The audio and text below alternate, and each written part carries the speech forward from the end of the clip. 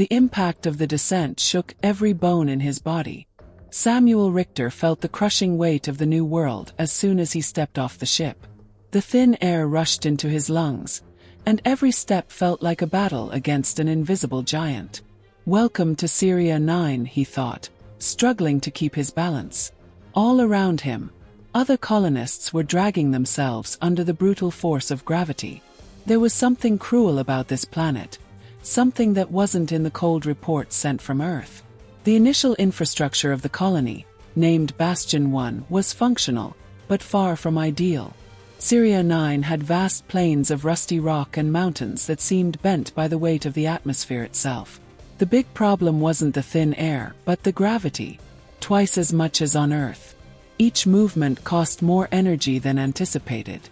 The estimates had failed. The human body was not made to withstand this load. The first few days were chaos. Broken legs, heart failure, extreme fatigue. The training in simulated gravity had not been enough.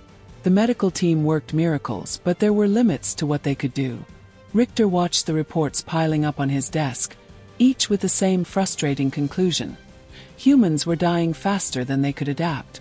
That's when Naia Kessler changed everything.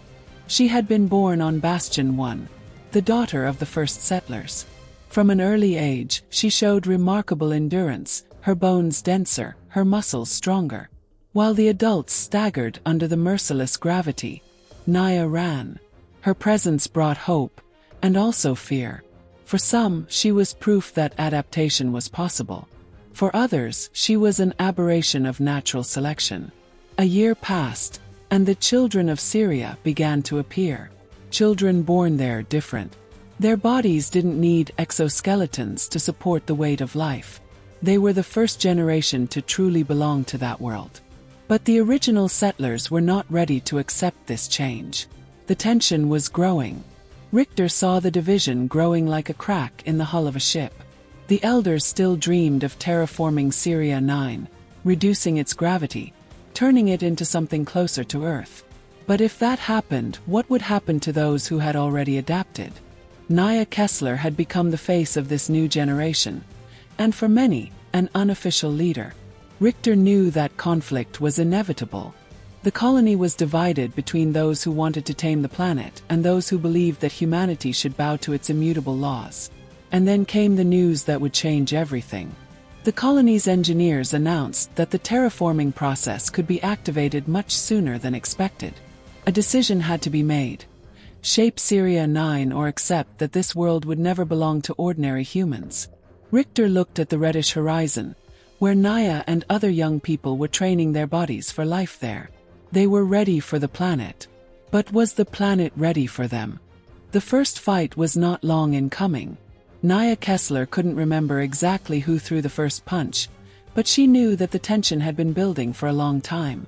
On one side, the sons of Cérea, strong young men adapted to the brutal conditions of the planet. On the other, the original settlers, still dependent on their exoskeletons to bear the crushing weight of the new world. The trigger came when the Colony Council ordered all the young people to wear the exoskeletons as a way of preserving physical integrity. But Naia knew the truth. It was fear. Fear that the first generation truly born there would be stronger, faster and more resilient than any earthling human. If they force us to wear these ridiculous armors, we'll be limiting ourselves, shouted Naia, in front of the colony's central courtyard. And if they don't, they'll break like us, rebutted one of the council's scientists. That's a safety protocol. Richter watched the scene without intervening, studying the expressions on both sides. He knew that this battle wasn't just about exoskeletons.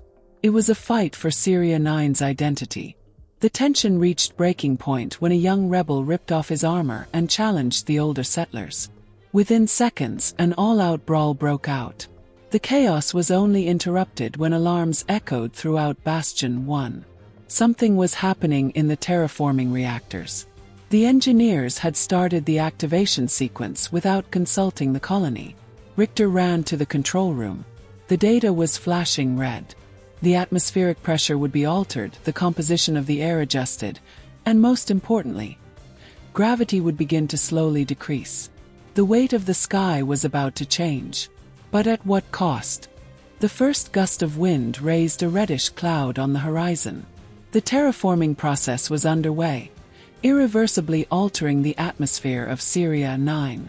Inside Bastion 1, the scientists monitored the control panels with tense gazes. The Colony Council had taken the decision without consensus, ignoring the warnings of the Sons of Cérea. Naia Kessler watched everything from the colony's upper dome, where the panoramic view revealed the planet in transformation. Her heart was beating fast. The first adjustments in atmospheric pressure could already be felt, and this would affect everyone. However, the real impact would fall on her and the other young people who had been born there. What did it mean to be a child of Cérea if your own home was being shaped to become more like Earth? She walked down the metal stairs and found Richter in the command center, his eyes fixed on the holographic projections. If we continue with this change, we don't know how it will affect the children who were born here, Naia said, her voice laced with frustration. You know that. Richter sighed, but didn't look away from the panels. If we do nothing, the original settlers will continue to die. This gravity wasn't made for human bodies. Not everyone has your stamina, Naia. Maybe we should accept that. Maybe Cérea shouldn't mold itself to us, but us to it. The silence that followed was piercing. Richter finally looked at her, and Naia could see the weariness on his face. He knew the choice was cruel. He knew that any decision would come at a price. News of the progress of the terraforming process spread quickly through the colony, and the Sons of Cérea reacted. They would not let their planet be changed without resistance. Groups of young people began to organize themselves, sabotaging small pieces of equipment in the outer stations. They didn't want violence, but they wanted to be heard. They wanted time to negotiate. They wanted to decide their own future. But the council responded with force. Security drones were sent to patrol the critical areas. That's when everything spiraled out of control. Naia was near the generators when she saw the first drones firing containment gas at a group of young people trying to cut the cables of a transmitter. They coughed and fell. Their bodies adapted to the brutal gravity, now unable to cope with the chemical compounds developed to contain normal humans. She ran over to them, plucking one of the young men off the ground, his eyes red and watering. She felt anger rising inside her. Richter, she shouted into the communicator. They attacked first. This isn't defense, it's repression. The answer took a while, and when it came, Richter's voice was heavy. I didn't order this. The council decided to act alone. Naia felt a chill run down her spine. The situation was getting out of hand. The terraforming was underway.